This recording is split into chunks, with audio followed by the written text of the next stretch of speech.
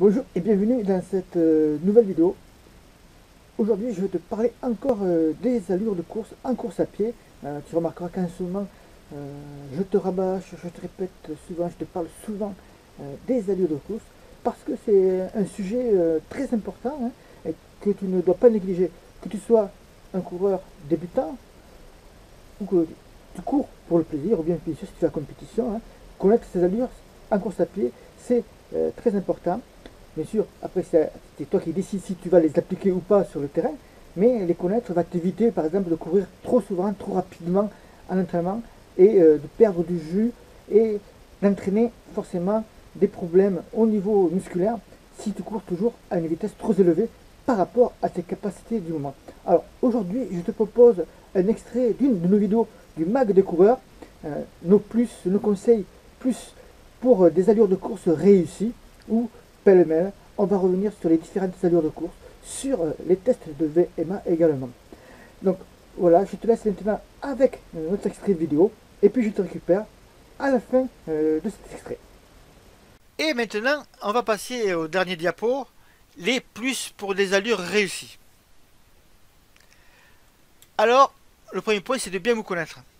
Et pour cela, comme je vous le disais tout à l'heure, je vous le redis, c'est l'utilisation du cardio avec votre pourcentage de VMA.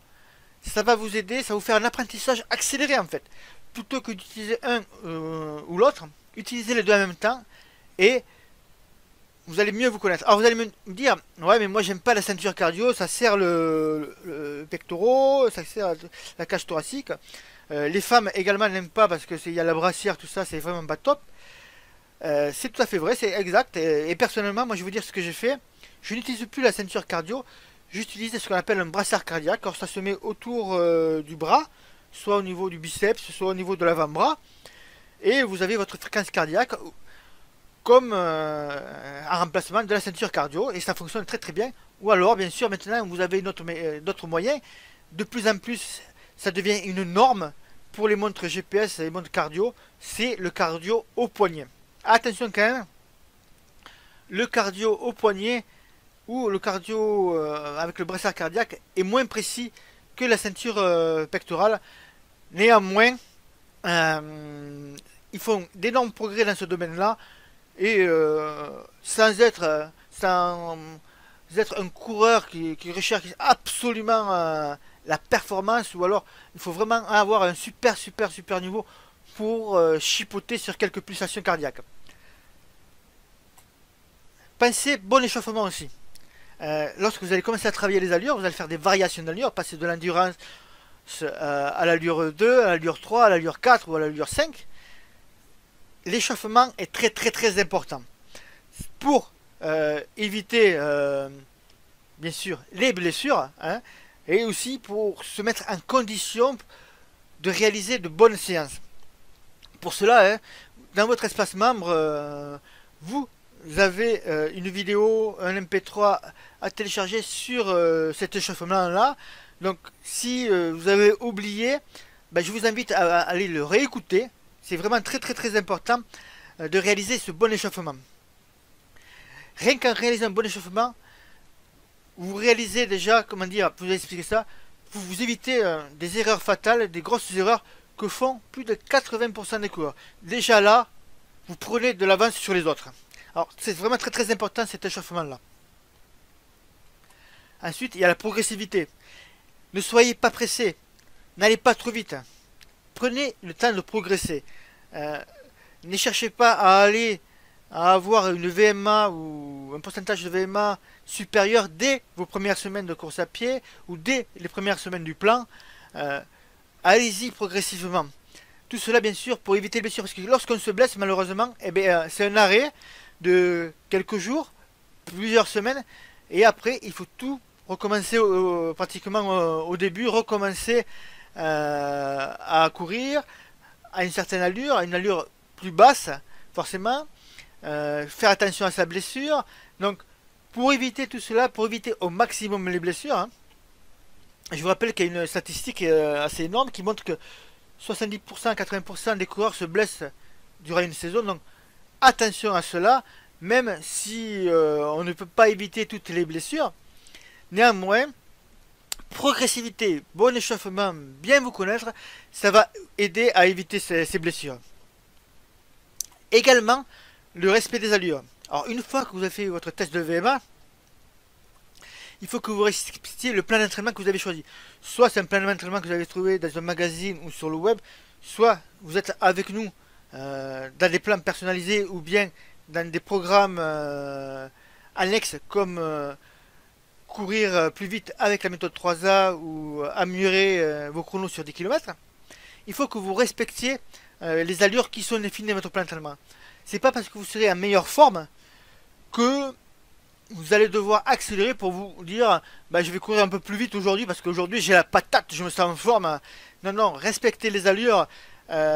Ces plans sont étudiés, sont conçus justement pour vous amener à progresser en course à pied, pour vous amener justement à avoir une allure, un pourcentage de VMA beaucoup plus rapide, mais le bon jour, le jour J, le jour de la compétition. Et pas 10 jours avant ou 15 jours avant, ça ne sert strictement à rien. Et je vous rappelle que si on sait que pour progresser en course à pied, il faut mixer les allures, il y a quand même une base très importante, c'est que la majorité de votre entraînement se fait en allure lente. 80% de votre entraînement se fait en allure lente. Bien sûr, 80% c'est un pourcentage approximatif, mais c'est aux alentours de 80% de votre entraînement se fait en allure lente. Pour cela, je vous rappelle que vous avez dans votre livre les 10 clés pour progresser en course à pied, que vous pouvez écouter en MP3 ou en vidéo. Le premier point, pourquoi courir lentement vous fera progresser en course à pied, c'est ce point-là qu'il faut relire. Ensuite, un des derniers points pour des allures réussies, c'est se tester régulièrement. Et oui, parce que si vous faites simplement un test de VMA dans l'année ou tous les 2 ans, ce n'est pas suffisant. 2 à 4 fois par an, ça suffit largement. 2-3 fois même, c'est largement suffisant. Il est important de se tester justement pour bien mieux se connaître et également dans cette notion de progressivité, voir comment on peut améliorer. Si vous progressez, mais forcément vous allez avoir des allures différentes à l'entraînement et c'est ainsi qu'on progresse. Et d'ailleurs, donc au début de la vidéo, je vous avais annoncé que je voulais vous revenir sur cet élément exclusivement pour vous, parce que comme on parle des tests de VMA ici et de mieux se connaître, je vous ai mis le PDF, un PDF à télécharger dans la rubrique PDF de votre espace privé, qui sont les tests VMA que nous préconisons pour nos membres, par exemple de la formule courir plus vite avec la méthode 3A. Ce PDF, ce sera le protocole de test VMA qui se base sur le demi-cooper. Dans ce protocole de test VMA, bon, vous avez le test VMA, mais vous avez toute la partie avant et qui concerne l'échauffement. On vous prend en main du début jusqu'à la fin de votre VMA, de votre test VMA, pardon, et à la sortie de ce test de VMA, vous connaîtrez votre VMA.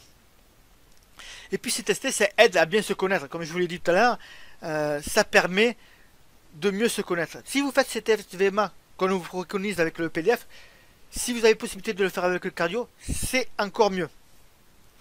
Par contre, si bon, vous n'êtes pas trop test VMA, vous ne savez pas trop comment, eh bien, il faut vous pencher vers la VOD, pourquoi pas vers la méthode de Jack Daniel, pour mieux vous connaître, pour avoir des moments de réflexion, c'est-à-dire d'avoir des moments précis où c'est que vous savez, par exemple sur un 10 km que vous valez tant, savoir quelles allures travailler après avec un plan précis d'entraînement, et puis vous retestez sur un 10 ou un semi. Ne vous inquiétez pas, vous pouvez faire un 10 ou un semi plus tard avec la méthode de Jack Daniel, ces méthodes de référence, ces tableaux de référence, que vous soyez un 10 ou un semi ou un marathon, ça va automatiquement s'adapter et vous connaîtrez votre VOD. Donc que vous fassiez un 10 ou un semi, vous n'êtes pas obligé de faire un 10 puis un 10 15 jours après, ou non plutôt 3 mois après pour avoir votre VOD. Vous faites un 10, un semi ou un marathon, vous faites votre compétition. Les tableaux de Jack Daniel s'adaptent automatiquement à cela et vous connaîtrez forcément votre VOD. Et bien sûr, on pourra même faire, pour aller plus loin dans l'entraînement, si vous travaillez sur la VOD, avoir une VOD 10 km, avoir une VOD semi, ça permet justement de voir, d'avoir une vue globale sur votre entraînement et de voir là où on peut travailler justement, parce que si on voit qu'on a une VOD supérieure à 10 km et qu'elle est moins bonne, qu'elle tombe, qu'elle chute carrément pour une VOD à 21 km au semi, ça voudra dire qu'il y a certains trucs justement à l'entraînement plus spécifiques à travailler, peut-être pour justement s'améliorer sur des longues distances. Donc voilà, cette vidéo est finie. Je pense qu'elle est assez longue également. Excusez-moi si j'ai beaucoup parlé. Si vous avez des questions, bien sûr, vous avez dans votre espace membre différentes catégories pour nous contacter par mail, par Skype. Faites-le sans hésiter, posez vos questions, c'est très important d'avoir ce retour, d'avoir cette connexion interactive dans le programme avec vous. Vous avez un doute, il faut à tout prix le lever avant de passer à l'entraînement. Voilà, je vous souhaite bon run et je vous dis à bientôt dans une autre vidéo du programme. Ciao! Donc voilà, tu as pu voir l'extrait de la vidéo, d'une des vidéos du programme des Mag des Runner, Mag des coureurs, pardon. Alors, j'espère que tu as bien compris que les allures de course c'était très très important. C'était la base de chez la base, parce que ça ne sert à rien d'avoir une allure de course prédéfinie ou théorique, et puis après de prendre un plan d'entraînement et de l'appliquer et de courir à l'allure de course préconisée par le plan d'entraînement si tu ne sais pas réellement ce qu'il en retourne. J'espère que cela t'a donné des idées à prospecter ou à rechercher sur internet et les nouvelles, pas tendances, mais de nouveaux conseils autour des allures de course, que cela t'implique dans ton processus de l'entraînement, que tu sois acteur de ton entraînement et pas seulement passif. Et pour cela, moi, je te conseille tout simplement de cliquer sur un lien qui va apparaître dans la vidéo ou en dessous de la vidéo maintenant pour télécharger le mag des coureurs autour des allures de course. On y parle aussi de la VMA, les différents tests VMA. Tu y découvriras aussi notre protocole de test VMA, 7 étapes simples mais ultra rapides pour réussir ton test VMA que tu pourras reproduire à l'envie ou plusieurs fois durant l'année. Aussi un gros dossier sur le miel, à savoir que le miel, les bienfaits mais aussi les erreurs à éviter, ou les pièges à éviter lorsque tu vas choisir ton pot de miel. Pour cela, j'ai fait appel à un professionnel. Il te dira tout ce qu'il faut savoir sur le miel et comment bien choisir ton pot de miel. Je te parlerai aussi de passer de 5 à 6 repas par jour et comment cela peut t'aider dans tes performances sportives. Cela peut s'assimiler à du grignotage, mais bon, c'est peut-être un bien nécessaire lorsque tu pratiques la course à pied assidûment et que tu cherches à améliorer tes chronos. Également, dans le mag des coureurs, un test chaussures avec un système de lassage qui est en train de se généraliser sur plusieurs marques de chaussures. Donc, peut-être tu vas être séduit par ce nouveau système de lassage. Voilà. En tout cas, si tu as des questions sur les allures de course, sur l'entraînement en général, tu le fais en dessous de cette vidéo et j'y répondrai avec très grand plaisir. Bye bye et bon run!